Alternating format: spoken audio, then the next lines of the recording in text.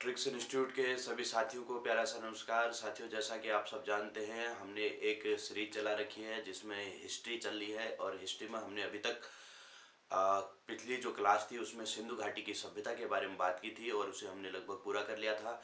और इसके बाद आज हम जो बात कर रहे हैं वैदिक काल की बात करेंगे। और वैदिक काल की अगर बात करें तो इसका समय होता है 1500 ईस्वी पूर्व से 600 ईस्वी पूर्व। तो इस समय को वैदिक काल कहते हैं। और वैदिक काल के दो भाग हैं। एक भाग कहलाता है पूर्व वैदिक काल, पूर्व वैदिक काल, और दूसरा भाग कहलाता है उत्तर वैदिक काल, उत्तर वैदिक काल। और पूर्व वैदिक काल के समय की बात करें तो 1500 ईस्वी पूर्व से 1000 ईस्वी पूर्व का समय, ईस्वी पूर्व का समय पूर्व वैदिक काल। और उत्तर वैदिक काल का समय 1000 ईस्वी पूर्व से 600 ईस्वी पूर्व। तो ये समय उत्तर वैदिक काल का समय माना जाता है। और पूर्व वैदिक काल की अगर बात करें तो इस काल में ऋग्वेद की रचना हुई थी। इस काल में ऋग्वेद की रचना हुई। और उत्तर वैदिक काल में यजुर्वेद, सामवेद और अथर्ववेद की रचना हुई। अथर्ववेद की रचना हुई थी। तो ये पूर्व वैदिक काल और उत्तर वैदिक काल दो भाग है, एक पूर्व वैदिक और दूसरा उत्तर वैदिक। तो हम यहाँ पर शुरुआत करते हैं पूर्व वैदिक काल से। पूर्व वैदिक काल या फिर इस काल को ऋग्वैदिक काल कहते हैं, ऋग्वैदिक काल। तो इस काल में सबसे पहली बात हमने देखा कि इस काल में सबसे प्राचीन वेद ऋग्वेद की रचना हुई थी। ऋग्वेद की रचना हुई।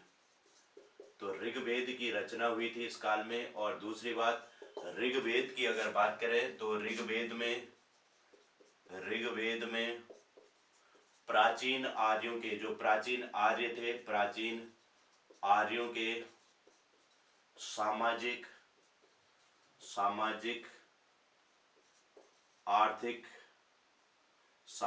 आर्थिक और राजनीतिक जीवन का वर्णन मिलता है। वर्णन मिलता है। ठीक है। और यहां पर देखिए एक आर्य शब्द आया। प्राचीन आर्यों के, आर्य का मतलब क्या होता है? तो आर्य का शब्द का अर्थ श्रेष्ठ होता है। आर्य का मतलब क्या होता है? श्रेष्ठ होता है। और आर्यों के सामाजिक, आर्थिक, राजनीतिक जीवन का वर्णन किस वेद में मिलता है? तो ऋग्वेद में मिलता है। ठीक है। अब ऋग्वेद के जो मंत्रों का उच्चारण करते हैं इसको भी समझना। ऋग्वेद के मंत्रों का उच्चारण करने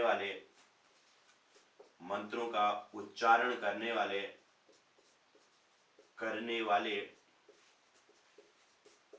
ब्राह्मणों को होता कहते हैं। जो ऋग्वेद के मंत्रों का उच्चारण करते हैं उन्हें होता या होत्र कहते हैं। होत्र कहते हैं। जो ऋग्वेद के मंत्रों का उच्चारण करते हैं उन्हें होत्र या होता कहते हैं। ठीक है। चलिए, तो यहाँ तक की चीजें सबको क्लियर हो चुकी होंगी। ऋग्वेद के बारे में थोड़ा सा एक जानकारी हमारी बेसिक होगी। अब ऋग्वेद की अगर बात करें, ऋग्वेद का जो प्राचीन जो ऋग्वेद था, इनके वैदिक संस्कृति जो थी ऋग्वेद की, अब देखिए इनकी भाषा वैदिक सभ्यता, ग्रामीण सभ्यता थी। मतलब आर्यों की सभ्यता कैसी सभ्यता थी? ग्रामीण सभ्यता थी। अब ग्रामीण जब सभ्यता थी तो इनका व्यवसाय क्या होता होगा? गांव में क्या कौन सा व्यवसाय होता है? तो व्यवसाय पशुपालन होता होगा और कृषि होता होगा। तो इनका जो पशुपालन और कृषि इनका व्यवसाय था। ठीक है, पशुपालन और कृषि का व्यवसाय ये क्या करते थे। तो आर्यों का जो मुख्य व्यवसाय था, और आर्यों की जो भाषा थी, भाषा वैदिक कालीन भाषा क्या थी, तो वैदिक संस्कृत इसे कहते हैं भाषा, वैदिक संस्कृत यहाँ की भाषा थी। ठीक है, अब बात आती है ऋग्वेद के में कितने मंडल हैं और कितने इसमें ऋचाएं हैं, इनकी हम बात करते हैं। सबसे पहले इतना लिख लेना, हमने कहा वैदिक काल के दो भाग है, एक पूर्व वैदिक, एक उत्तर वैदिक। पूर्व वैदिक का समय 1500 ईस्वी पूर्व से 1000 ईस्वी पूर्व, उत्तर वैदिक का समय 1000 ईस्वी पूर्व से 600 ईस्वी पूर्व। इस काल में ऋग्वेद की रचना हुई है, इस काल में यजुर्वेद, सामवेद और अथर्ववेद की रचना हुई है। अब जो पूर्व वैदिक काल या ऋग्वेद है, ऋग्वैदिक काल है, इस काल में सबसे प्राचीन वेद ऋग्वेद की रचना हुई, और ऋग्वेद में प्राचीन आर्यों के सामाजिक, आर्थिक, राजनीतिक जीवन का वर्णन मिलता है। आर्य शब्द का अर्थ क्या है, आर्य शब्द का अर्थ श्रेष्ठ होता है, और ऋग्वेद के मंत्रों का उच्चारण करने वाले होत्र या होता कहलाते हैं।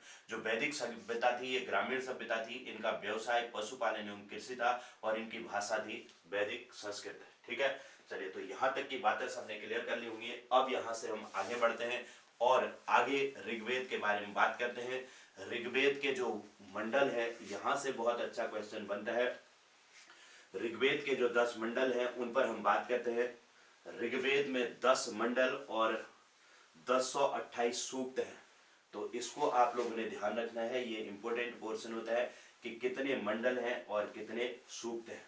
ठीक है, चलिए तो समझते हैं आगे।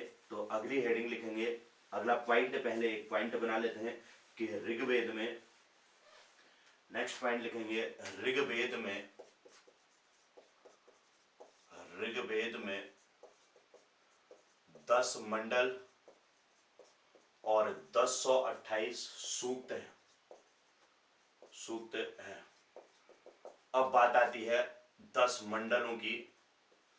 तो ये है मंडल, इसको समझते हैं। हमने कहा कितने मंडल हैं, संख्या, इनकी संख्या कितनी है, 10, और इनके रचनाकार कौन है, इस पर हम बात करते हैं। सबसे पहले पहला, दूसरा, तीसरा, चौथा, पांचवा, छठा, सातवां, आठवां, नौवां और 10वां, ये 10 मंडल याद रखना है। इनसे बहुत अच्छा एक मैचिंग के लिए भी क्वेश्चन बनता है कि पहले मंडल की रचना किसने की थी, तो इसकी रचना अनेक ऋषियों ने की थी, अनेक ऋषियों ने की। और दूसरे मंडल की रचना गृहस्थ मद ने की, किसने की, गृहस्थ मद ने की। ठीक है, इसके अलावा तीसरे मंडल की रचना मुनि विश्वामित्र ने की, मुनि विश्वामित्र ने। सबसे इंपॉर्टेंट मंडल है तीसरा मंडल, जिसकी रचना विश्वामित्र मुनि ने की है। और इसमें तीसरे मंडल में ध्यान रखेंगे, ये गायत्री मंत्र का वर्णन मिलता है, ये सबसे ज्यादा पूछा जाता है, गायत्री मंत्र का वर्णन। और ये किसे समर्पित है, तो सूर्य को समर्पित है। ये तीसरा मंडल किसे समर्पित है, तो सूर्य को समर्पित है। ठीक है, इसके अलावा देखो जो चौथा मंडल है, इसकी रचना किसने की, तो वामदेव ने चौथे मंडल की रचना की, वामदेव ने। और पांचवें मंडल की रचना किसने की, तो अत्रि ऋषि ने की थी। ठीक है, अत्रि ऋषि ने पांचवें मंडल की रचना की थी। अब उसके बाद देखिए जो छठा, सातवां, आठवां मंडल है, इसको भी साथ ही साथ याद रखेंगे। भारद्वाज ऋषि ने इसकी रचना की थी, और फिर मुनि वशिष्ठ ने इसकी रचना की थी, वशिष्ठ ने। और जो आठवां मंडल है, इसकी रचना ऋषि कण्व ने की थी। ठीक है, और फिर इसके बाद 9वें और 10वें में हम जाते हैं, तो 9वां मंडल सोम को समर्पित है, सोम को समर्पित है, सोम को। और 10वें मंडल की अगर बात करेंगे तो ये पुरुष सूक्त, ये पुरुष सूक्त से संबंधित है, पुरुष सूक्त। अब यहां से अच्छा क्वेश्चन बनता है कि गायत्री मंत्र का वर्णन किस मंडल में मिलता है, तीसरे में, और कृषि का वर्णन किस मंडल में मिलता है, तो चौथे मंडल में। कृषि का वर्णन और अग्नि का वर्णन किसमें मिलता है? अग्नि का वर्णन, अग्नि का वर्णन। और यहां पर जो 7वां मंडल है इसमें एक युद्ध था, दासराग्य युद्ध का वर्णन, दासराग्य युद्ध का वर्णन इसमें मिलता है। ठीक है, और 10वें मंडल में जाएंगे तो इसमें वर्ण व्यवस्था का वर्णन मिलता है, वर्ण व्यवस्था का वर्णन। वर्ण व्यवस्था का वर्णन किस मंडल में मिलता है? तो 10वें मंडल में मिलता है। 9वां मंडल सोम को समर्पित है, सोम या अंगिरस भी कहते हैं, अंगिरस, सोम या अंगिरस को समर्पित है।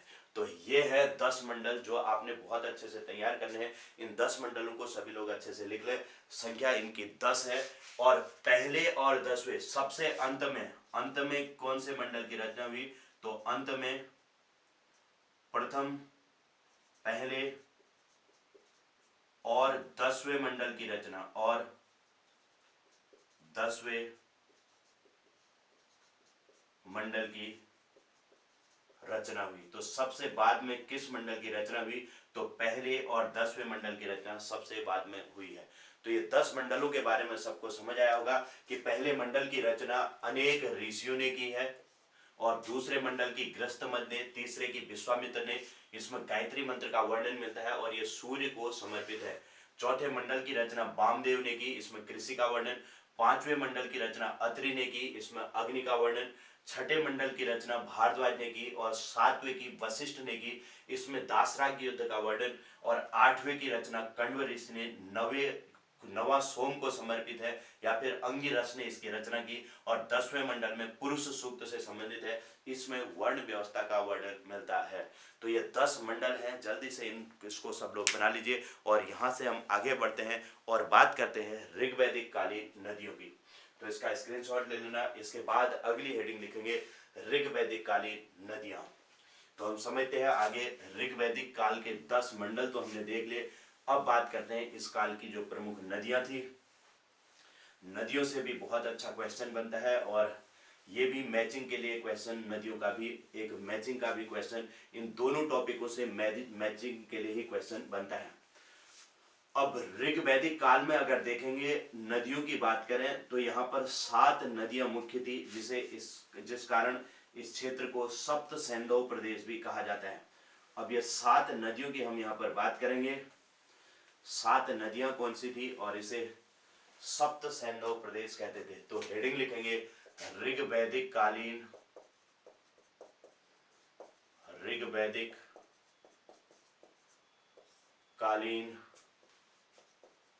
नदियां। ठीक है, अब एक तरफ नदियां आएंगी, दूसरी तरफ उनके ऋग्वैदिक कालीन नाम, ऋग्वैदिक कालीन नाम। सबसे पहले नदी आती है सिंधु नदी। सिंधु को सुषमा नदी कहते थे, सुषमा नदी। दूसरा आता है सतलज नदी। सतलज को सतुद्री नदी कहते थे। फिर आता है रावी नदी। रावी को परुष्णी नदी कहते थे, परुष्णी नदी। ठीक है, सिंधु, सतलज, रावी, व्यास। व्यास नदी को विपाशा कहते थे, विपाशा। सिंधु, सतलज, रावी, व्यास। झेलम, झेलम को वितस्ता नदी कहते थे, वितस्ता। और चिनाव नदी, चिनाव को अस्किनी नदी कहते थे, अस्किनी नदी, अस्किनी। ठीक है, तो ये 2 2 4 2 6 ये नदियां होगी, सिंधु, सतलज, रावी, व्यास, झेलम, चिनाव। और इसके अलावा एक नदी जो होती है इसे सरस्वती नदी कहते हैं, सरस्वती नदी। और सरस्वती को नदी तिमा कहा जाता था, नदी तिमा नदी। तो इसे नदी तिमा कहते थे। ये 7 नदियां थी जो कि सिंधु, ये जो वैदिक काल था उस समय की नदियां थी। और सिंधु नदी जो है सबसे प्रमुख नदी थी।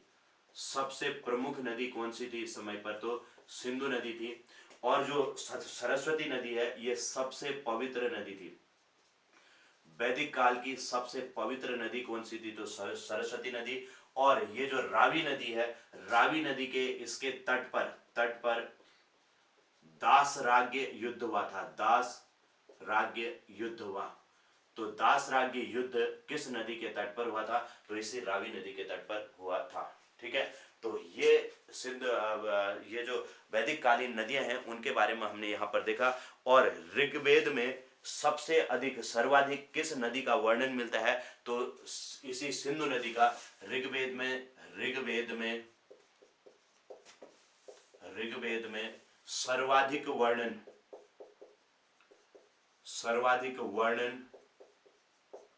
सिंधु नदी का, सिंधु का, और गंगा का वर्णन, गंगा का एक बार वर्णन मिलता है, और यमुना का वर्णन 3 बार मिलता है। तो इसको याद रखना, गंगा का वर्णन 1 बार और यमुना का 3 बार। ओम का वर्णन पूछा जाता है, ओम का, तो 1028 बार ओम का वर्णन मिलता है। ठीक है, और सर्वाधिक किस नदी का वर्णन मिलता है? तो सिंधु नदी का वर्णन ऋग्वेद में सबसे अधिक बार मिलता है। ठीक है, चलिए इतना लिख लेना, फिर यहां से हम आगे बढ़ते हैं। तो ये नदियों से संबंधित कुछ बातें होगी। अब बात करते हैं ऋग्वैदिक कालीन प्रमुख देवता। ऋग्वैदिक कालीन देवता, तो अगली हेडिंग लिखेंगे ऋग्वैदिक कालीन देवता।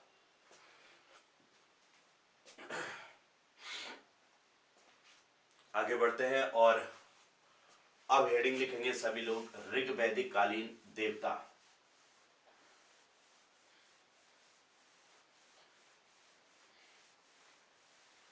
हम समझते हैं कि ऋग्वैदिक काल में देवता कौन कौन से थे, और देवताओं में सबसे प्रमुख नाम जो आता है वो इंद्र का नाम आता है। ऋग्वैदिक काल के जो सबसे प्रमुख देवता थे इंद्र। इसके अलावा अग्नि का नाम आता है, और इंद्र, अग्नि, वरुण का नाम आता है, वरुण देवता। ठीक है, तो इन प्रमुख देवता, ये 3 प्रमुख देवता हैं। इसके अलावा अन्य भी देवता है। तो हेडिंग लिखेंगे ऋग्वैदिक कालीन, ऋग्वैदिक कालीन देवता। तो उसमें सबसे पहला नाम आएगा इंद्र, और डैश करके लिखेंगे इंद्र इस काल के सबसे प्रमुख देवता थे, सबसे प्रमुख देवता थे। और इंद्र को पुरंदर भी कहा जाता है, पुरंदर भी कहते हैं। तीसरी बात, इंद्र को वर्षा तथा युद्धों का देवता माना जाता है, युद्धों का देवता माना जाता है, देवता माना जाता है। ठीक है, और सबसे इंपॉर्टेंट क्वेश्चन, इंद्र का वर्णन, इंद्र का वर्णन ऋग्वेद में 250 बार मिलता है, 250 बार मिलता है। ठीक है, तो ये एक प्रमुख देवता इंद्र हो गए। इंद्र के बाद जो दूसरे देवता हैं उनका नाम है अग्नि, अग्नि देवता। और अग्नि को मित्र भी कहा जाता है, अग्नि को क्या कहते हैं? मित्र भी कहा जाता है। और दूसरी बात, अग्नि देवता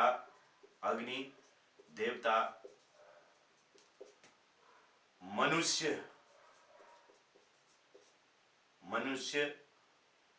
अग्नि देवता मनुष्य और ईश्वर के बीच मध्यस्थ की भूमिका निभाते थे, मध्यस्थ की भूमिका निभाते थे।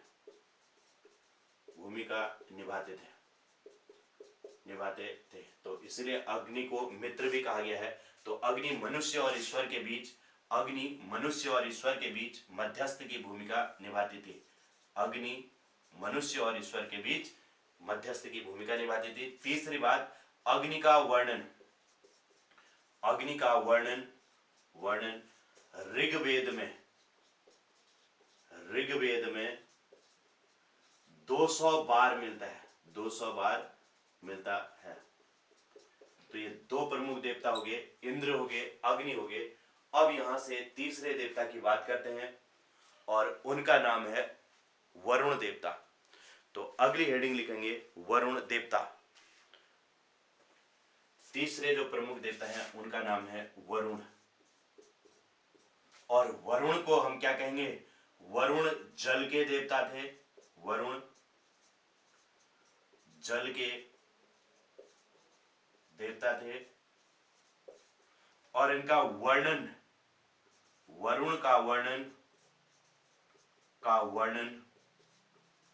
ऋग्वेद में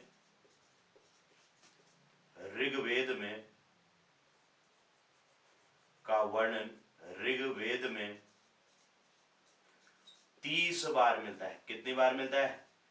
30 बार मिलता है। अब ये तीन चीजें बहुत अच्छे से याद रखना। सबसे पहले इंद्र का वर्णन 250 बार, अग्नि का वर्णन 200 बार और वरुण का वर्णन 30 बार मिलता है। ठीक है, तो ये तीन प्रमुख देवता हैं, इंद्र, अग्नि, वरुण। इनको आप लोगों ने सबने लिख लिया होगा। अब हम बात करते हैं अश्विन देवता, पूषण देवता और मरुत देवता की।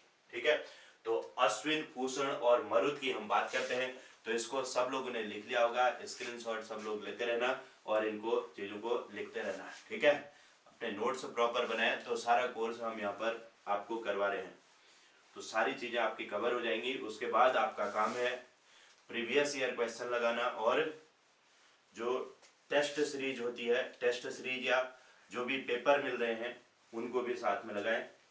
तो उससे आपकी चीजें सारी क्लियर हो जाएंगी। फिर आपको कुछ बाहर से कुछ अलग से करने की जरूरत नहीं पड़ेगी। सारे टॉपिकों को तैयार करें और साथ में प्रीवियस ईयर और जो क्वेश्चन होते हैं अदर उनको लगाएं। हर टॉपिक के क्वेश्चन लगाएं, ऑब्जेक्टिव क्वेश्चन लगाएं। ऑब्जेक्टिव क्वेश्चन के लिए आपको कई सारे माध्यम मिल जाते हैं, उन माध्यमों का प्रयोग करें। जैसे घटना चक्र हो गया, यूथ कंपटीशन हो गया, या अन्य जो भी बुक है, किरण प्रकाशन हो गया, ऐसी कई सारी बुक मिल जाएंगी जिससे आप क्वेश्चनों को लगा सकते हो। ठीक है, तो आगे बात करते हैं अग्नि देवता की, अश्विन देवता की बात करते हैं। अग्नि हमारा कंप्लीट हो गया। अश्विन देवता। अब अश्विन देवता की अगर बात करें तो ये चिकित्साओं के देवता माने जाते हैं। यह चिकित्सा के देवता थे, जो विपत्तियों को हरते थे। ठीक है, तो विपत्तियों को हरने वाले देवता कौन से थे? तो अश्विन देवता थे। और ध्यान रखें, अश्विन को नासत्य देवता भी कहते हैं, नासत्य देवता, जो कि विपत्तियों को हरने वाले देवता थे। ठीक है, तो ये बात होगी अश्विन देवता की। इसके बाद पूषण देवता की बात आती है। पूषण देवता, पूषण यह पशु की रक्षा करते थे, यह पशु की रक्षा करते थे, रक्षा करने वाले देवता थे। तो पूछा जाता है कौन से देवता वैदिक काल में पशु की रक्षा करते थे? तो पूषण देवता जो है पशु की रक्षा करने वाले देवता थे। ठीक है, और लास्ट आता है मरुत देवता। तो मरुत देवता जो है यह आंधी तूफान के देवता थे। किसके देवता थे? तो आंधी तूफान के देवता थे। आंधी तूफान के देवता मरुत देवता थे। ठीक है, चलिए, तो ये तीनों चीजें हमारी क्लियर होगी, नासत्य, पूषण और मरुत। तो इसके साथ ही हमारे वैदिक कालीन देवता भी कंप्लीट हुए, नदियां भी कंप्लीट हुई और 10 मंडल भी हमने समझ लिए। अब यहां से हम आगे बढ़ते हैं और कुछ अन्य बातें समझते हैं, जिसमें एक युद्ध का वर्णन आता है, दासराग्य युद्ध। इस युद्ध में जाते हैं और इस युद्ध को हम समझते हैं कि दासराग्य युद्ध क्या था और किसके बीच हुआ था। तो हेडिंग लिखेंगे अगली, दासराग्य युद्ध। नेक्स्ट हेडिंग लिखेंगे दासराग्य युद्ध, दासराग्य युद्ध। तो जो दासराग्य युद्ध है, यह युद्ध दासराग्य युद्ध, अब देखो होता क्या है, भरत जनु के राजा थे सुदास। राजा सुदास ने विश्वामित्र को पुरोहित के पद से हटा दिया था, जिस कारण जो राजा सुदास से मुनि विश्वामित्र ने युद्ध किया था, तो इस युद्ध में विश्वामित्र ने 10 जनों का समूह बना करके इनके साथ भरत जनु के राजा सुदास के साथ युद्ध किया था। ठीक है, तो भरत जनु के राजा सुदास ने मुनि विश्वामित्र को पुरोहित के पद से हटा दिया था। पुरोहित के पद से हटा दिया था, जिससे नाराज होकर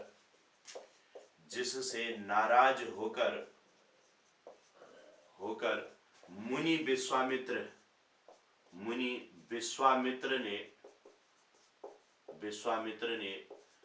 10 जनों के साथ मिलकर, 10 जन मतलब कबीले होते थे, के साथ मिलकर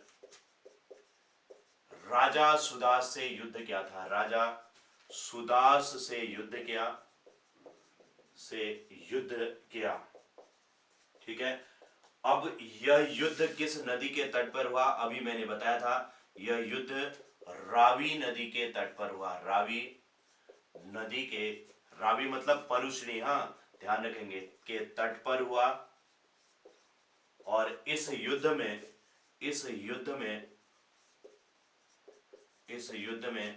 राजा सुदास की जीत हुई। इस युद्ध में किसकी जीत हुई? तो राजा सुदास की जीत हुई और मुनि विश्वामित्र की हार हुई थी। तो यह है दासराग युद्ध, इसको आप लोगों ने ध्यान रखना है। अब हम बात करते हैं वैदिक कालीन संस्था या प्रशासन। वैदिक कालीन प्रशासन की थोड़ा सा बात कर लेते हैं। तो अगली हेडिंग इसी में लिख लेंगे, वैदिक कालीन प्रशासन। इसमें 2 कॉलम बना लेना, एक तरफ संस्था और दूसरी तरफ उसका प्रमुख। संस्था का प्रमुख कौन होता था, इसको हम समझ लेते हैं। सबसे पहले आता है कुल या परिवार। इसका जो प्रमुख होता था उसे कहते थे कुलपति। कुल का प्रमुख कौन होता था? परिवार का मुखिया कुलपति कहलाता है। उसके बाद ग्राम होता है, ग्राम का जो प्रमुख होता था ग्रामीक कहलाता था। ग्रामीक। उसके बाद ग्राम के बाद विस होता था। विस का जो प्रमुख होता था उसे विस्पति कहते थे। इसका प्रमुख विस्पति कहलाता था। तो ये हो गया विस। और लास्ट सबसे ऊपर होता था जन, और जन का प्रमुख होता था जनस्य गोपा।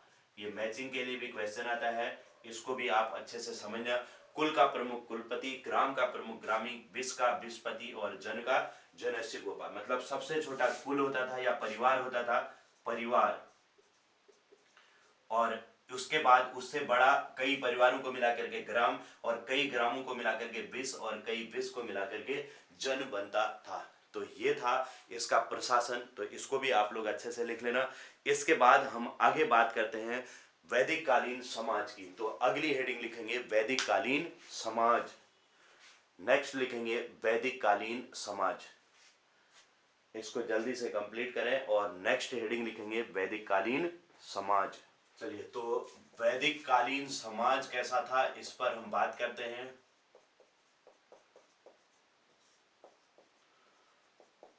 सबसे पहली बात, वैदिक काल में समाज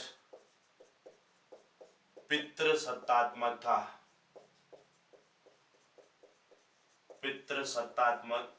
पहली बात। दूसरी बात देखो, समाज में बाल विवाह, सती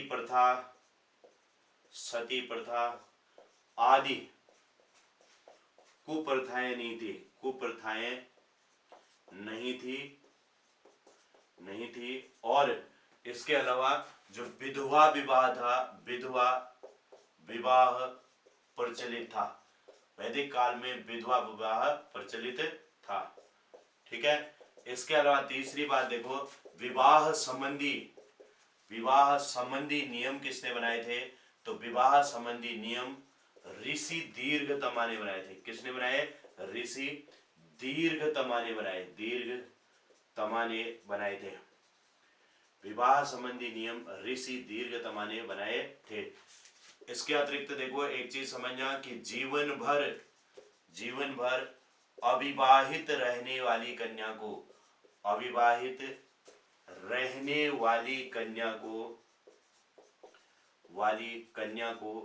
अमाजू कहते थे। क्या कहते थे? अमाजू कहते थे। बहुत ज्यादा पूछा जाता है, अमाजू कहते थे। तो जीवन भर अविवाहित रहने वाली कन्या को अमाजू कहा जाता था। ठीक है। चलिए, तो यहां तक की चीजें ये हमारी क्लियर होगी। और इस काल में जो स्त्रियां शिक्षा ग्रहण किया करती थी, इस काल में स्त्रियां, वैदिक काल में स्त्रियां शिक्षा ग्रहण करती थी। स्त्रियां शिक्षा ग्रहण करती थी। ग्रहण करती थी। ठीक है। जिसमें देखो घोषा अपाला का नाम आता है। घोषा अपाला इस काल की विदुषी महिलाएं थी। विदुषी मतलब विद्वान महिलाएं थी। ठीक है। तो ये हो गया वैदिक कालीन समाज। अब हेडिंग लिखेंगे वैदिक कालीन भोजन की हम बात करते हैं। नेक्स्ट हेडिंग लिखेंगे वैदिक कालीन भोजन। इसका स्क्रीनशॉट ले लें सभी लोग और अगली हेडिंग लिखो वैदिक कालीन समाज के बाद नेक्स्ट हेडिंग लिखेंगे वैदिक कालीन भोजन। देखते हैं कि वैदिक काल में भोजन क्या क्या होता था, इसको भी समझते हुए चलते हैं। तो अगली हेडिंग लिखेंगे वैदिक कालीन भोजन। और जो वैदिक काल था इसमें 2-3 भोजन बहुत मुख्य हैं जिनसे क्वेश्चन बनता है, जो बार बार पूछा जाता है। ठीक है। तो इसको समझते हैं। सबसे पहली बात आती है, एक है क्षीर पकोदम है। दूसरा भोजन है करब। और तीसरा एक पेय रस है, उसे कहते हैं सोम रस कहा जाता था। ठीक है। तो क्षीर पकोदम क्या होता था? इसमें जो दूध से बनी हुई खीर होती थी उसे क्षीर पकोदम कहते थे। दूध से बनी खीर होती थी, इसे क्षीर पकोदम। करब क्या होता था कि जौ के सत्तू को दही में मिलाकर बनाया जाता था। दही में मिलाकर बनाया जाता था। जौ के सत्तू को दही में मिलाकर करब बनाया जाता था। और सोम रस वनस्पतियों से प्राप्त एक पेय पदार्थ था। ये वनस्पति से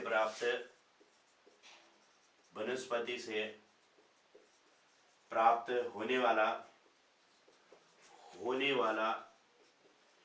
पेय रस था। पेय पदार्थ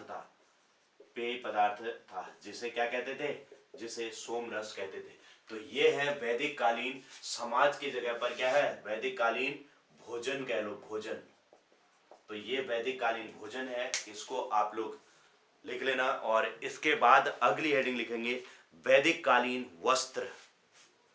नेक्स्ट आते हैं और वस्त्रों की बात करते हैं कि वैदिक काल में कौन से वस्त्र होते थे। तो अगली हेडिंग लिखेंगे वैदिक कालीन वस्त्र।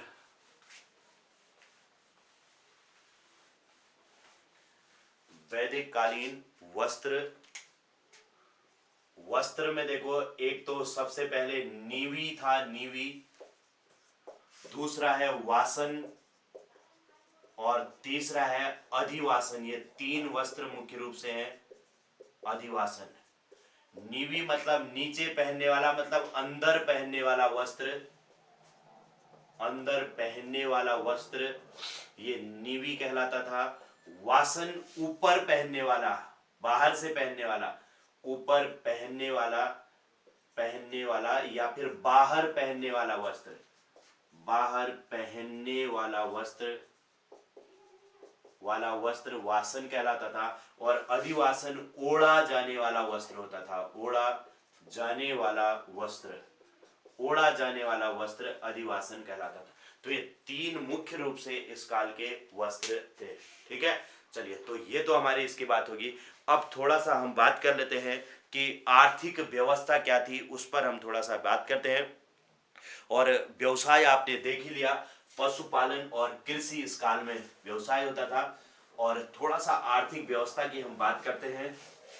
वैदिक काल में देखो कुछ चीजें अब मैं सीधे सीधे फैक्ट लिखा दे रहा हूं, उनको आप लोग अच्छे से पढ़ लेना।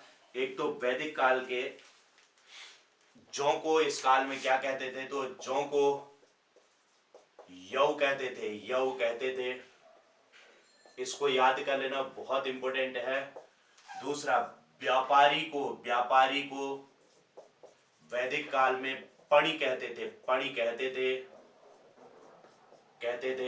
ठीक है। और तीसरी बात, यहां पर विनिमय का प्रयोग होता था। निष्क एक सोने का आभूषण था। निष्क क्या था इस काल में?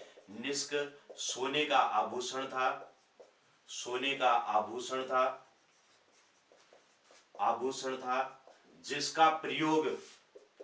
जिसका प्रयोग वस्तु विनिमय के लिए करते थे। मतलब वस्तुएं खरीदने के लिए करते थे, विनिमय के लिए होता था। ठीक है, तो ये फैक्ट है। जौ को यव कहते थे, पणि व्यापारी को कहते थे, और निष्क जो है सोने का आभूषण था। और इसके अलावा लेन देन की विनिमय प्रणाली चलती थी इस समय पर। लेन देन की विनिमय प्रणाली थी। इस काल में लेन देन की कौन सी प्रणाली थी? तो लेन देन की विनिमय प्रणाली प्रचलित थी। ठीक है। और कर कितना लिया जाता था? तो कर इस समय पर आय का 1/6 लिया जाता था। ठीक है, इसको याद रखना। अब एक दो फैक्ट और है, उनको भी मैं इसी के साथ लिख दे रहा हूं, जो आपको याद रखने हैं। कि जो प्राचीन आर्यों का आर्कटिक होम सिद्धांत है, आर्कटिक होम सिद्धांत किसने दिया? तो ये होम सिद्धांत दिया था बाल गंगाधर तिलक ने। याद रखेंगे, बहुत अच्छा क्वेश्चन ये बनता है कि बाल गंगाधर तिलक ने दिया। ठीक है। और एक चीज और सुनो, आर्यों द्वारा खोजी गई धातु कौन सी थी? तो आर्यों द्वारा खोजी गई धातु लोहा थी। ठीक है, आर्यों द्वारा खोजी गई धातु क्या थी? तो लोहा थी। और एक चीज और समझा रहा हूं कि मैक्स मूलर ने क्या कहा? मैक्स मूलर ने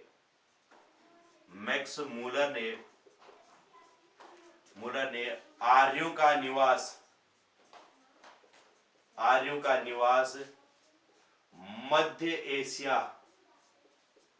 मध्य एशिया बताया था। ठीक है, बताया। और इधर ये देखिए, आर्यों द्वारा खोजी गई धातु क्या थी? खोजी गई धातु लोहा थी। ठीक है, चलिए, तो इतनी चीजें आपको यहाँ पर पूर्व वैदिक काल में ये सब पढ़नी है। इसके बाद नेक्स्ट क्लास में हम बढ़ेंगे उत्तर वैदिक काल में। चलिए, आज के लिए इतना ही, मिलते हैं अगली क्लास में। बहुत बहुत धन्यवाद सभी का।